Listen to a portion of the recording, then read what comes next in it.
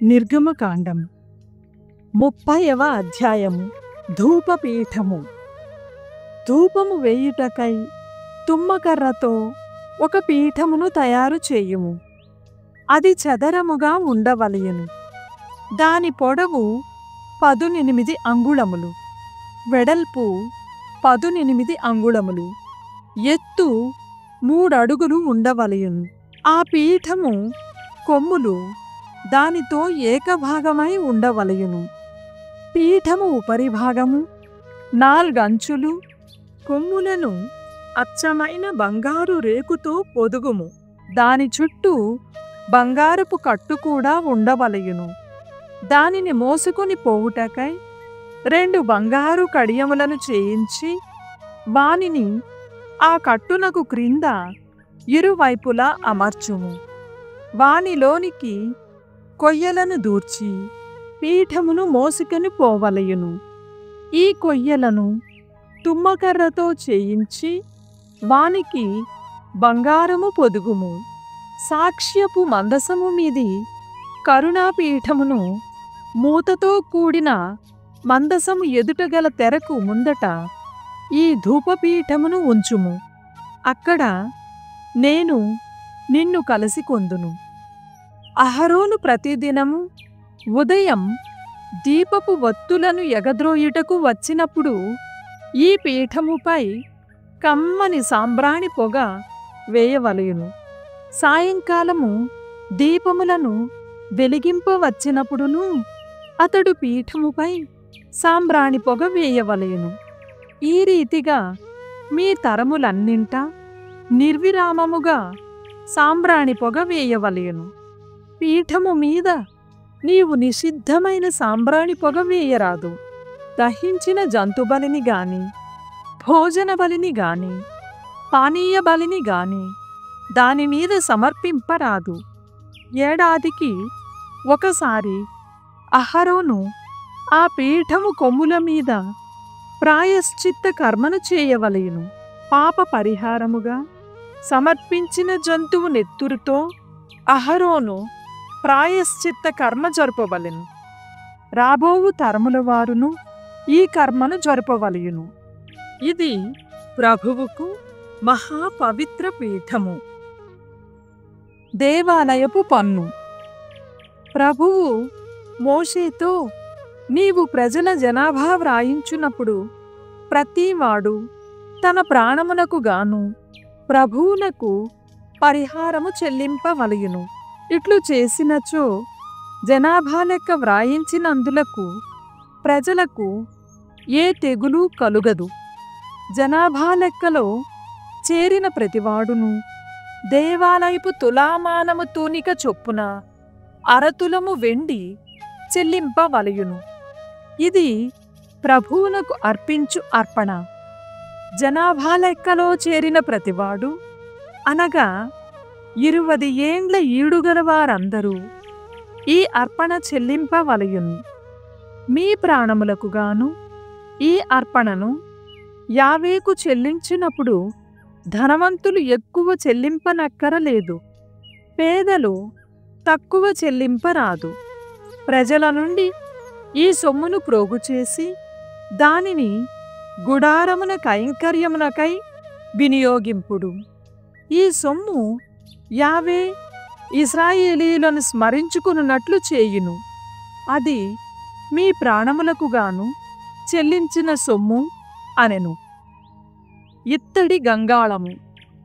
ప్రభువు మోషేతో, నీవు ఇత్తడి గంగాళమును దానికి ఇత్తడి పీటను చేయింపుము. దానిని నీళ్లతో నింపి గుడారమునకు బలిపీఠమునకును మధ్య ఉంచుము. అహరోను అతని కుమారులు దానిలోని నీటితో కాలుసేతులు కడుగుకొందురు.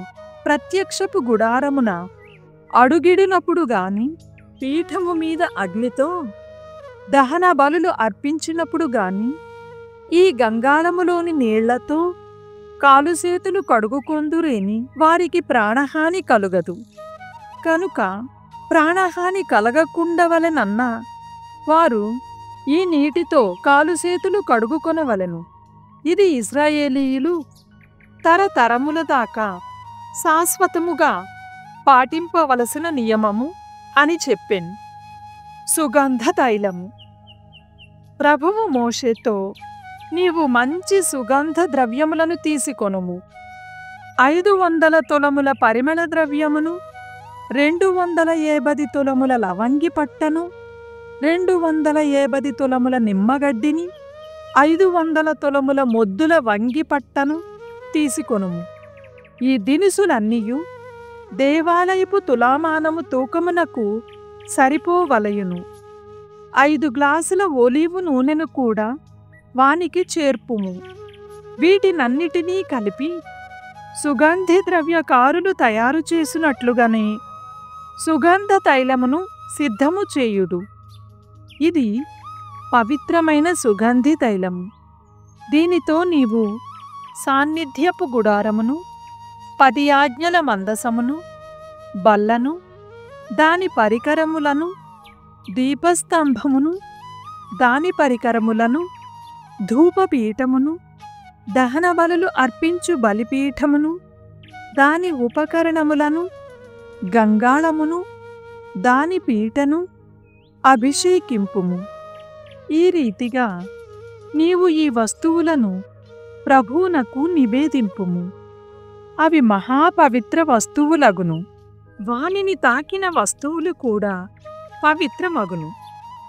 అహరోనును అతని కుమారులను కూడా ఈ సుగంధ తైలముతో అభిషేకించి నాకు నివేదింపుము. అప్పుడు వారు నాకు కైంకర్యము చేయు యాజకులగుదురు. నీవు ఇశ్రాయేలీయులతో, మీ తరములన్నింటను అభిషేకమునకు వాడు ఈ సుగంధ తైలము మహాపవిత్రమైనదిగా ఉండవలయును. దానితో సామాన్య జనమును అభిషేకింపరాదు. దానితో మరియొక సుగంధ తైలమును తయారు చేయరాదు. అది పవిత్రమైనది కనుక మీరు దానిని పవిత్ర వస్తువుగానే భావింపవలయును. ఈ సుగంధ తైలము వంటి తైలమును తయారు చేయువారు గాని యాజకులు కాని వారిని దీనితో అభిషేకము చేయువారు గాని సమాజము నుండి వెలివేయబడుదురు అని చెప్పుము అనెను. సాంబ్రాణి. ప్రభువు మోషేతో, నీవు జటామాంసి, గోపీచందనము, గంధము, సుగంధ ద్రవ్యములు, అచ్చమైన సాంబ్రాణి, జిగురు సమపాళ్లలో తీసుకుని సుగంధ ద్రవ్యకారులు చేయు రీతిగానే నిర్మలమైన సాంబ్రాణిని తయారు చేయుము. దానిలో ఉప్పు కలుపవలయును. అది నిర్మలముగాను పవిత్రముగా ఉండవలయును. దానిలో కొంత భాగమును మెత్తగా నలుగగొట్టి పిండి చేసి, ఆ పిండిలో కొంత భాగమును గుడారమున మందసమునెదుట నేను నిన్ను కలిసికొను తావున ఉంచుము. ఈ సాంబ్రాణి పరమ పవిత్రమైనది. మీ ఉపయోగార్థము ఇదే పాళ్లతో మరియొక సాంబ్రాణిని తయారు చేసుకొనరాదు. ఇది ప్రభువునకు అర్పించిన పవిత్రమైన సాంబ్రాణి. ఈ సాంబ్రాణి వంటి సుగంధ ద్రవ్యములను తయారు చేయువాడు సమాజము నుండి వెలివేయబడును అని చెప్పెను. 31వ అధ్యాయము. గుడారపు పనిచేయు పనువాండ్రు. ప్రభువు మోషేతో, నేను యూదాగోత్రమున హూరు మనుమడు, ఊరి కుమారుడు బేసలేలును ఎన్నుకొంటిని. నేను అతనిని దైవాత్మతో నింపితిని కనుక అతనికి సుందరమైన వస్తువులను చేయు నేర్పు, సామర్థ్యము, తెలివితేటలు లభించును. అతడు సుందరమైన వస్తువుల నమూనాలను తయారు చేసుకొని వానిని బంగారముతో, వెండితో, ఇత్తడితో రూపొందింపగలడు. రత్నములను సానపెట్టి బంగారమున పొదుగగలడు. కొయ్యపై బొమ్మలు చెక్కగలడు. ఈ రీతిగా సుందర వస్తువులన్నిటినీ తయారు చేయగలడు. దాను గోత్రముకు చెందిన అహీసామా కుమారుడు ఒహోలియాబు బేసలేలునకు తోడై ఉండును. మిగిలిన పనివాండ్రకందరికీ నా శక్తిని ప్రసాదించితిని కనుక నేను నీకాజ్ఞాపించిన వస్తువులన్నిటినీ వారు సిద్ధము చేయగలరు.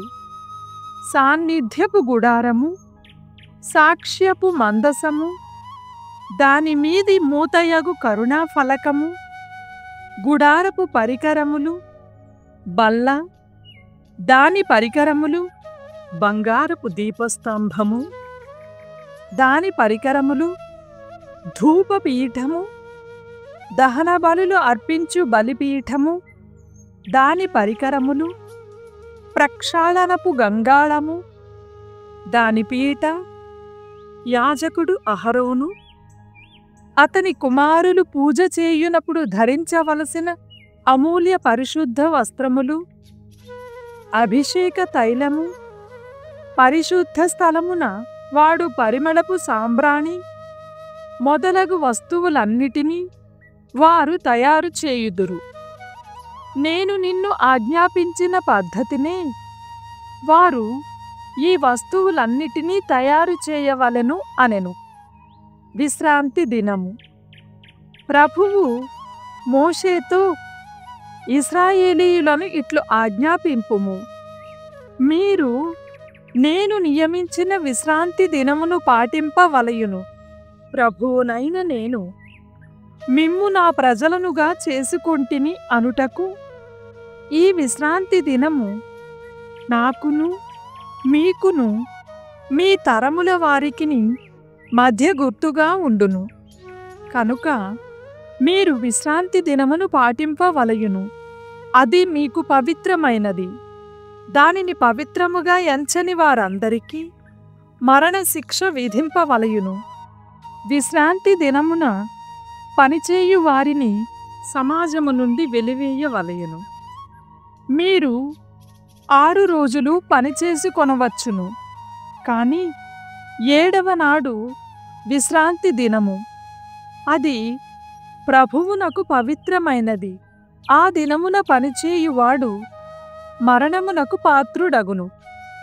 ఇశ్రాయేలీయులు తరతరముల వరకు విశ్రాంతి దినమును నిత్య నియమముగా పాటింపవలెను. నాకును ఇశ్రాయేలీయులకును మధ్య ఈ విశ్రాంతి దినము శాశ్వత చిహ్నముగా ఉండును. ప్రభుడనైన నేను 6 రోజులలో భూమి ఆకాశములను సృజించి 7వ నాడు పని చాలించి విశ్రాంతి పొందితిని అని చెప్పెను. ఈ రీతిగా ప్రభువు సీనాయి కొండ మీద మోషేతో సంభాషించుట చాలించిన పిదప అతనికి 2 నిబంధన పలకలను ఇచ్చెను. అవి ప్రభువు స్వయముగా తన వ్రేలితో వ్రాసి ఇచ్చిన రాతి పలకలు. లేవీయ కాండము 22వ అధ్యాయము. నైవేద్యములను భుజించువారు పవిత్రులై ఉండవలయును. యాజకులు. ప్రభువు మోషేను అహరోనుతో అతని కుమారులతో ఇట్లు చెప్పుమనెను, మీరు పవిత్రమైన నా నామమును అమంగళము చెయ్యకూడదు. ఇశ్రాయేలీయులు నాకు అర్పించు నైవేద్యములను పవిత్రముగా ఎంచవలయును. నేను ప్రభువును. నీ వంశజులలో అశుచిమంతుడైన వాడు ఎవడైనా ఇశ్రాయేలీయులు నాకర్పించు పవిత్ర నైవేద్యములు భుజించెనేని అతనిని నా సన్నిధి నుండి శాశ్వతముగా బహిష్కరింపవలయును. నేను ప్రభువును. అహరోను వంశజులలో కుష్టివ్యాధి కలవాడు గాని పుండు నుండి రసికారువాడు గాని తాను శుచిమంతుడగు వరకు నా నైవేద్యములను భుజింపరాదు. శవమును తాకిన వస్తువులు అంటుకొనినవాడు, రేతస్ఖలనము కలిగినవాడు, శుచిత్వము లేని పురుగును నరుని ముట్టుకొనినవాడు అశుచిమంతుడగును. అట్టి యాజకుడు సాయంకాలము వరకు అశుచిమంతుడుగానే యుండును. కనుక అతడు సాయంత్రమున స్నానము చేయు వరకు నైవేద్యములను భుజింపరాదు. ప్రొద్దు కృంకిన పిదప అతడు శుద్ధుడగును. అప్పుడు మాత్రమే పవిత్ర నైవేద్యములను ఆరగింపవచ్చును. యాజకుడు సహజముగా చనిపోయిన లేక వన్యమృగములు చంపిన జంతువును భుజింపరాదు. ఈ నియమము మీరిన వాడు అశుద్ధుడగును. యాజకులెల్లరూ నా ఆజ్ఞలు పాటింపవలయును. లేదేని వారు పాపము మూటగట్టుకొని ప్రాణములు కోల్పోవుదురు. ప్రభువునైన నేను వారిని పవిత్రులను చేసితిని. యాజకులు కాని గృహస్థులు. యాజకులు కాని గృహస్థులు ఎవరు నైవేద్యములను ఆరగింపరాదు. యాజకుని ఇంటికి వచ్చిన అతిథి గాని అతని సేవకుడు గాని వానిని ముట్టుకోరాదు. కాని యాజకుడు డబ్బుతో కొని తెచ్చుకున్న బానిస అయినా లేక అతని ఇంట పుట్టిన బానిస అయినా వానిని భుజింపవచ్చును. యాజకుని కుమార్తె ఎవరైనా అన్యుడిని పెండ్లి ఆడనేని ఆమె నైవేద్యములను ఆరగింపరాదు.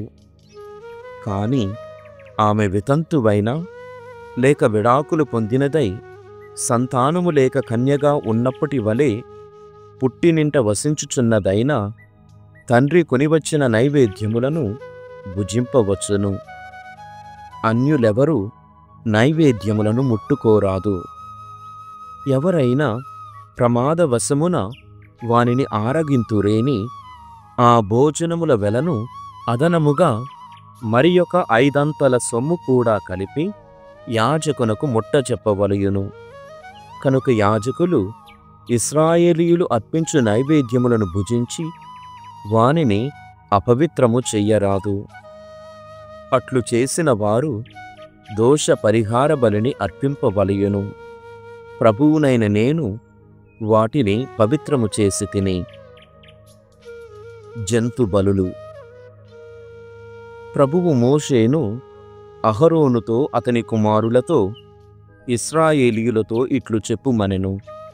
ఇశ్రాయేలీయులైన వారి చెంత వసించు పరదేశులైన వ్రతబద్ధులై గాని స్వేచ్ఛగా గాని దహన బలులు అర్పింతురేని ఆ బలి పశువులు అవలక్షణములు లేని ఎద్దులు, గొర్రెలు, మేకలై ఉండవలయును. లేదేని ప్రభువు వానిని అంగీకరింపడు.